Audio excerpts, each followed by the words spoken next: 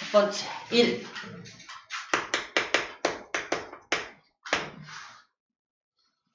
수평면에 어떤 사람이 이 커다란 나무 상자를 이제 밀어서 이쪽까지 옮길 거예요. 기준점 여기라고 잡고요.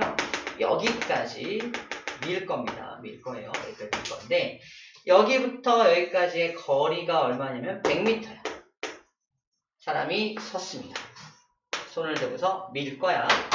밀 때 얼마만큼의 힘을 주나 봤더니 힘을 예를 들어서 100N의 힘을 줬다 칩시다. 100N의 힘을 줘서 얘를 밀었어. 이 사람 땀을 막 뻘뻘 흘리고 있네요. 힘들어. 이 사람 일한 걸까? 열심히 일한 거 맞아요. 자, 이 사람 얼마만큼 일했냐? 워크. 일의 양은 W라고 표현합니다. 워크. 자, 일을 할 때 이 사람이 준 힘을 F라고 표현해요. 힘은 F예요. 폴스. 약자인데 F이고요. 이동거리는 S라고 해요. 이동거리 S. 디스턴스라는 거리에서 S만 뜯어낸 거예요. 디스턴스에서 뜯어낸 S를 사용을 해요.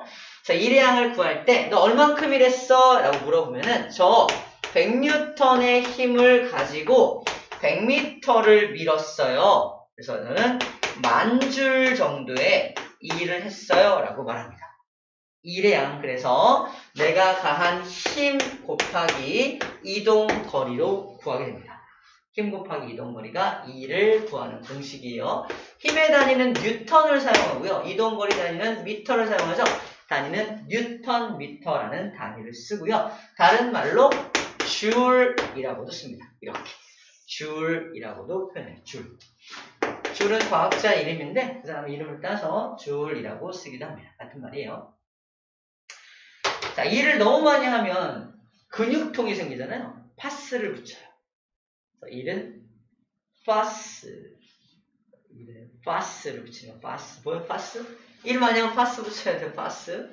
파스, F, S. 이렇게 해주면 됩니다. 자, 그런데 여기서 일은 이제 알겠어. 근데 과학에서는 일로 인정하는 경우가 제한되어 있습니다. 과학에서 일을 인정하는 경우는 자, 운동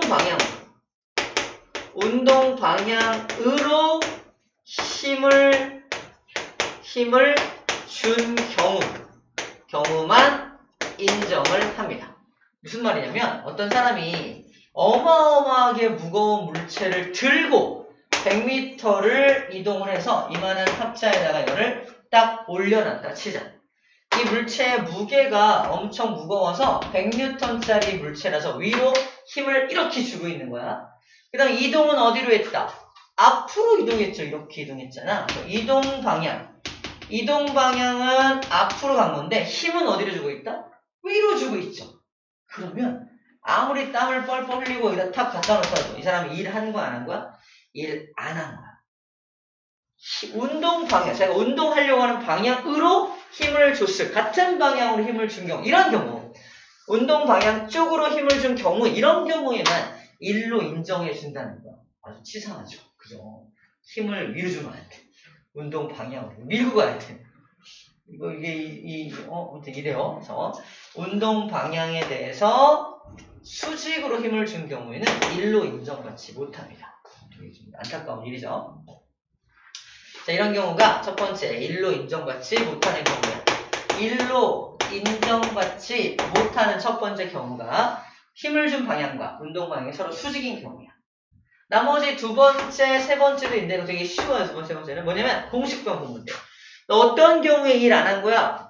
이동을 못 시키면 일 안 한 거야. S에 0을 집어넣어. 다시 말해서 쌤이 이 문을 밀어. 1시간 동안 열심히 땀물 뿔뿔 나. 쌤 일한 거 안 한 거야? 안 한 거야. 왜? 이동거리가 0이니까 여기다 0을 집어넣으면 아무리 내가 힘을 100N의 힘을 주더라도 이동거리가 없기 때문에 일한 게 아니게 됩니다. 맞죠? 두 번째는 뭐냐면 힘을 전혀 주지 않은 경우예요.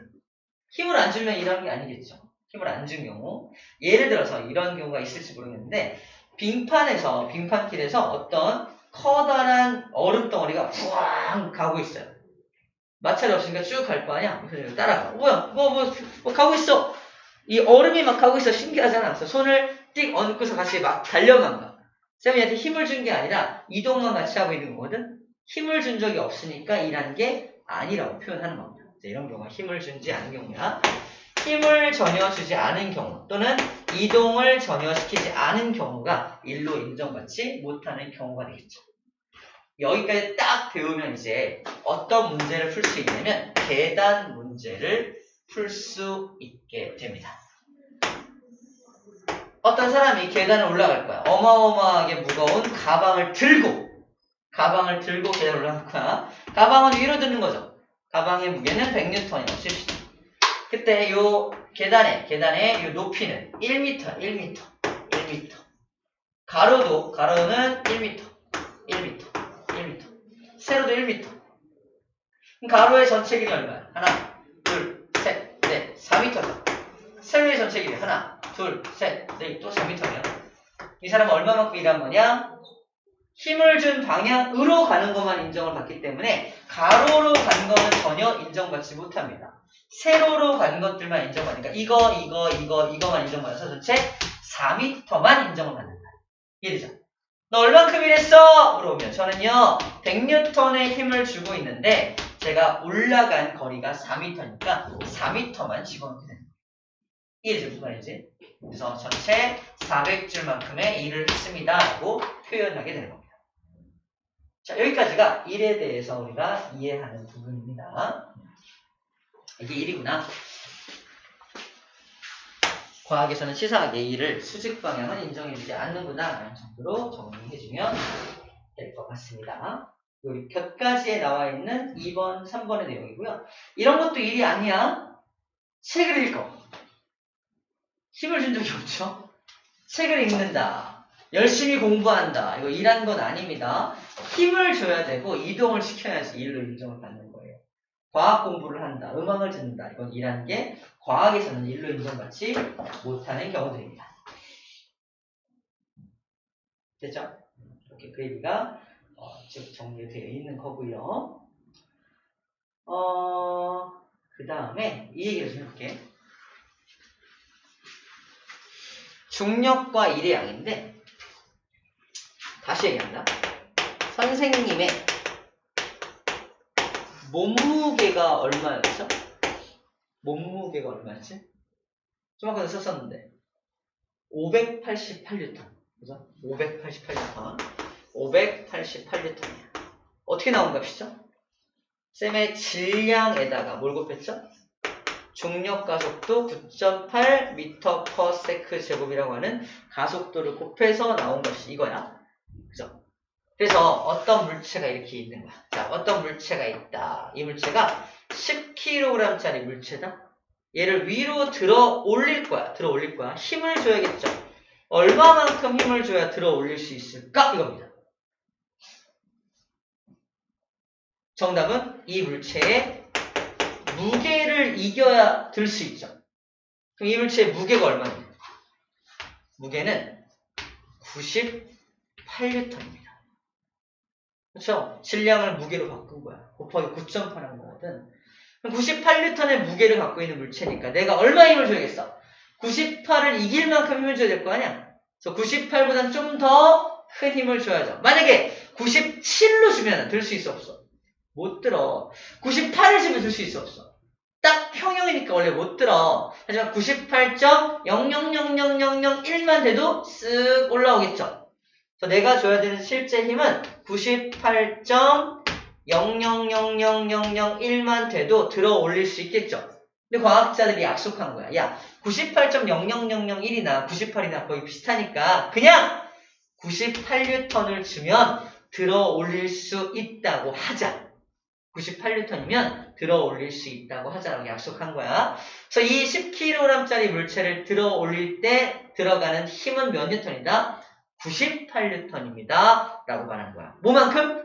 이 물체의 무게만큼의 힘을 줘야지만 들 수 있다. 라고 말하는 겁니다.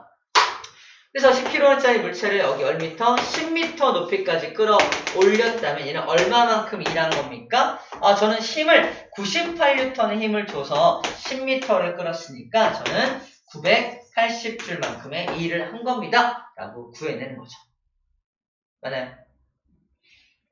그럼 이 사람은 일을 한 거 안 한 거야? 한 거죠. 운동 방향으로 힘을 줬으니까. 그죠? 일을 한 겁니다. 일을 한 거예요. 자, 근데 만약에 지구가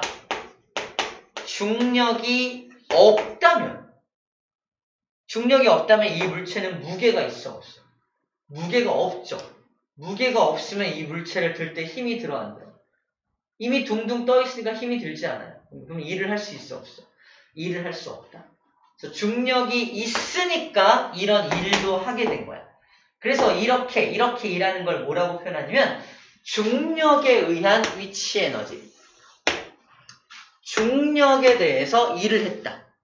중력이 있을 때 일할 수 있다. 그래서 중력과 일해양 이렇게 말하는 거야. 중력이 있을 때만 일을 할 수 있기 때문에 그렇습니다. 그래서 중력이라는 말을 그래서 앞에다가 일해양 앞에다가 중력이라는 말을 붙이는 이유가 바로 이런 이유 때문에 그렇다는 거예요. 중력이 있어야지만 이 일이라는 개념이 성립이 되기 때문입니다. 자, 그래서 우리 그림을 좀 볼까요?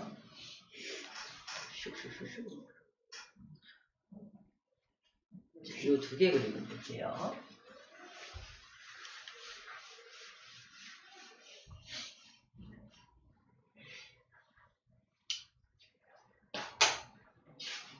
얘가 바닥에 있던 물체를 들어 올렸죠? 일한 거죠. 일했습니다. 중력에 대해서 일을 했는데 너 얼만큼 일했니? 그러면 이 물체의 무게 98N이었죠 아까.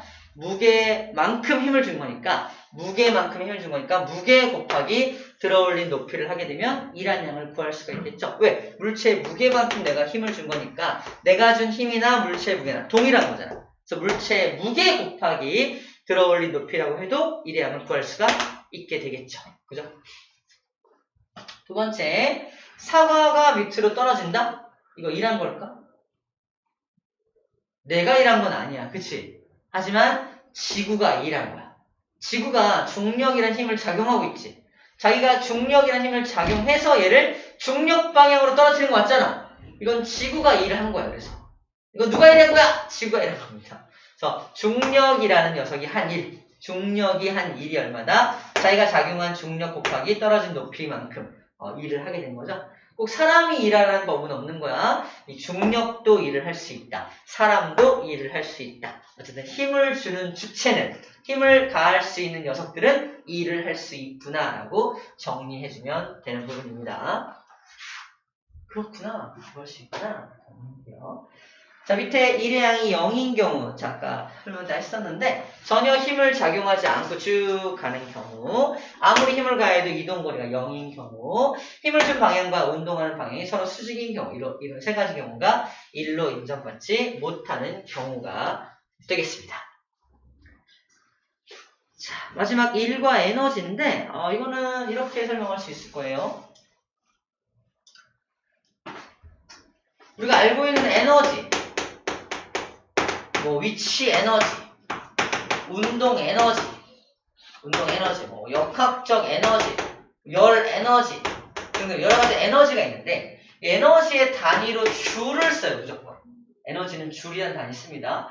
근데 오늘 우리가 운동, 일에 대한 걸 공부했잖아. 일의 단위도 뭘 사용했어? 결국 줄을 사용했죠. 과학이 재밌는 게 뭐냐면 이렇게 단위가 똑같으면 얘랑 얘도 같은 거예요. 단위가 같으면 요 개념과 이 개념도 같은 겁니다. 다시 말해서 쉽게 말하면 이런 거야. 지금 이 물체를 들어 올리고 있죠. 추를 들어 올립니다. 이 사람이 이 기계를 이용해서 어쨌든 얘를 들어 올리는 거니까 힘을 가해서 이따만큼 S만큼 들어 올리는 거니까 일한 거야. 이 추에다 일을 쫙 해주면 추가 높이 올라오죠. 추에 뭐가 생긴다? 에너지가 생긴 거야. 자, 추한테 일을 해주면 그 일이 뭐로 전환된다? 에너지로 전환돼서 얘가 위치 에너지라는 에너지를 가지게 돼. 이거를 툭 놓으면 어떻게 돼? 꽝 떨어질 거 아니야. 떨어지면서 얘를 F라는 힘을 꽝 가해서 S만큼 밀어넣습니다. 뭐 한 거지? 일을 합니다. 얘가 갖고 있던 에너지를 이용해서 일을 한 거야.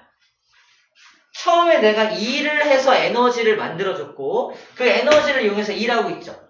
에너지하고 일이 왔다 갔다 상호 전환되기 때문에 내가 어떤 물체한테 일해주면 에너지가 생기고 그 에너지 가지고 꽝 또 일할 수 있고 이렇게 일과 에너지가 서로 전환되는 걸 이용해서 사람들은 어떤 건설을 하든 일을 하든 하는 거야. 도구를 이용하는 겁니다. 자, 이런 것들을 일과 에너지의 관계라고 해요. 결국은 이겁니다. 일은 에너지로, 에너지는 다시 일로 전환될 수 있다. 서로 같은 거다라는 게 포인트예요. 똑같은 겁니다. 좋습니다. 일단은 간단하게 정리를 좀 해봤고 문제 풀면서 확인해 봅시다. 113쪽 문제풀이 해볼게요. 어렵지 않죠? 3번까지 정리가 되네요.